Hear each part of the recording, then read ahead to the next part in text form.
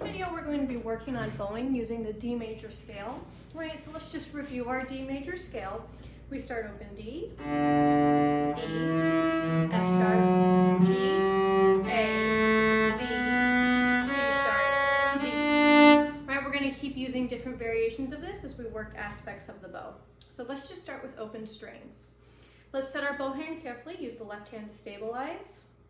We're going to place that thumb next to the frog. We're going to let the fingers lay down relaxed, right? Don't worry about any kind of real shape, except try and keep this from touching that pointer or middle finger. Now do this. I want you to turn. This is what the motion looks like without the bow. I want you to turn into the bow, because that turn is how we push up bow. And then I'm going to pull down bow. I pull for down bow and push for up bows. I'm pulling and then I'm pushing. Okay, so let's just keep bowing open D and getting that feeling and trying to get all of these joints to be loose and fluid. Let's bow open D's whole notes. 1, 2, 3, 4. 1, 2, 3, 4. 1, 2, 3, 4. 1, 2, 3, 4. 1, 2, 3, 4. Let's do the same thing on A. Whole notes on A. One. Now, take a moment. I was like this. I noticed on camera, so I softened that. Remember, watching yourself play is very helpful, right? Either recording or mirrors, making sure the mirrors are flat when you use them. Angles can kind of trick what's happening with the bow. All right, now we're on A. Now, if you have a little bit of a bow tilt, right, make sure that it's tilting towards you. We never want to tilt away from ourselves. It's okay to have a little bit of a tilt. Let's bow on A, whole notes. Ready? And 1, 2, 3, 4. 1, 2, 3, 4. 1, 2, 3, 4. 1, 2, 3, 4. I left out this little last bit on A. Don't worry about playing in this very upper tip, right? Especially on A string. It forces you to really overextend that joint to be able, I'm kind of like doing this to be able to reach it, right? So don't worry about any kind of overextension. Okay, so now let's play a D major scale and let's do playing each note twice, right? The whole idea is we're trying to get this to remain relaxed and fluid as we add that left hand, right? So we're gonna do it as a half note pulse. We'll go like this. 1, 2, 3, 4. 1, 2, just like that. 1, 2, here we go. 1, 2, 3, then E.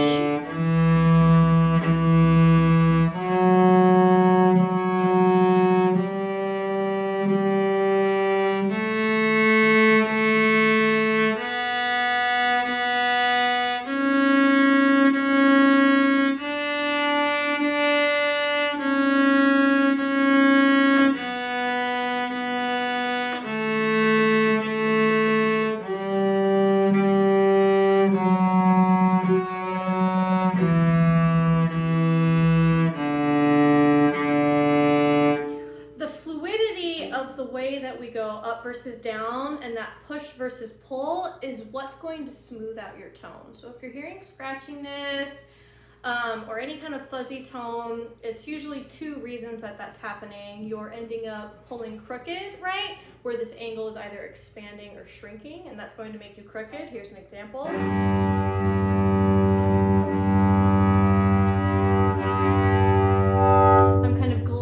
Over all the lanes, which I don't want to do. Let's talk about the cello lanes.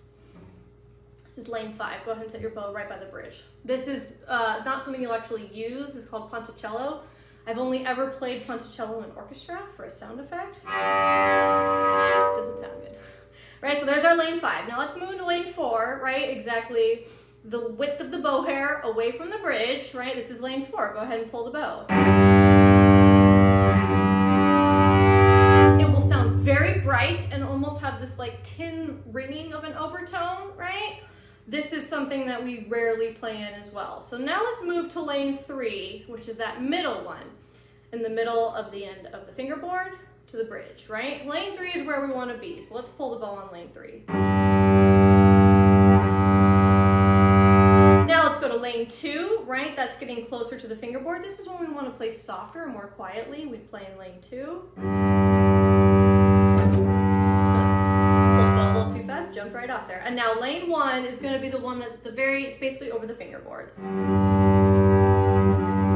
You'll notice it gets more soft over the fingerboard, right? Because the closer you get to here, it's going to get softer. So lane 3 is going to keep being the one we want to be in. You'll notice the sound holes, right? The little curl happens at the best place, right? Where that happens, that's where you want to bow over. So that can be a good visual. If you ever catch yourself if you're pointing towards any of these corners, those are indicators that the bow has gone crooked. You're always going for the middle of the C bout, right? Here's our C bout, right? These little C's cutting through.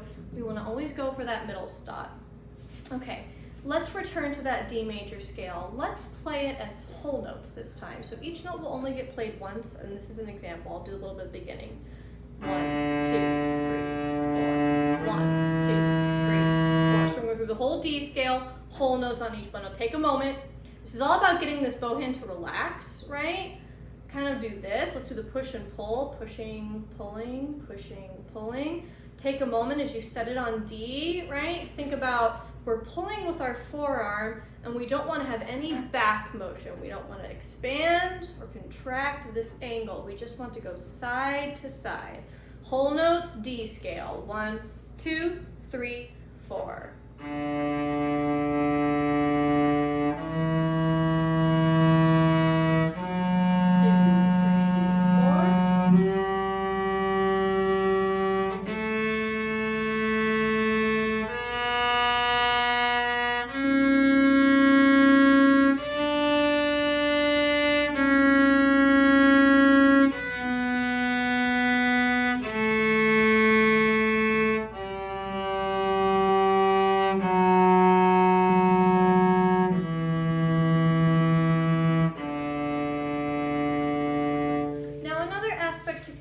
As we work on this is this pointer finger, right?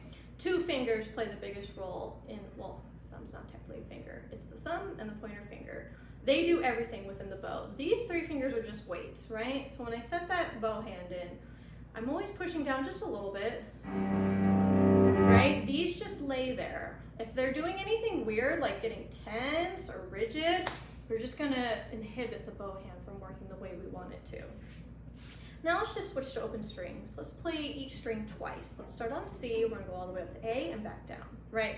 Now as we do this, we're thinking about the way that we're going to raise and lower the elbow, but we're not going to let any of this motion happening, right? It's going to come forward as we go to A, and then it's going to go back down as it comes to C. But we're never allowing any of this. The second I shrug my shoulder, do you see my crooked bow path? That's when the problem comes in. So let's start on C, 2 bows on each string, right? Keep watching that bow path, making sure your bow's staying straight. Let's do a half notes. 1, 2, 3, 4.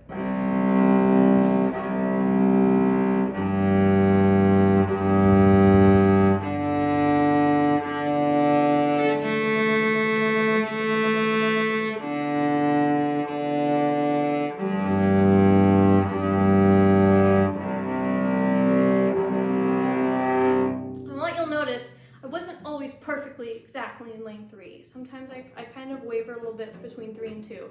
It's okay if your bow path shifts a little bit, right? We just don't want it to jump a lot, right? It's okay for a little bit of going from 3 to 2, 3 to 2 with each push and pull. You might vary a little bit. You just don't want this. I just jumped about 2 lanes just then, right? There will be times where we kind of don't always stay in the exact same spot, but we just don't want to change too much too quickly, right? So now, last thing we're gonna do is we're gonna play 0, 1, 3, 4 over and over again. That's our pattern, D, E, F sharp, G. We're gonna start this on the D string, right? So there's that left hand shape, right? Let the thumb feel kind of neutral. You don't have to have an intense curve. It can be straight looking. You just don't want it to lock in any kind of way, right? So we're just gonna rest that thumb on the back, D, E, F sharp, G. The whole idea is we're trying to keep that bow hand loose as we do fingered notes. 1, 2, 3, 4.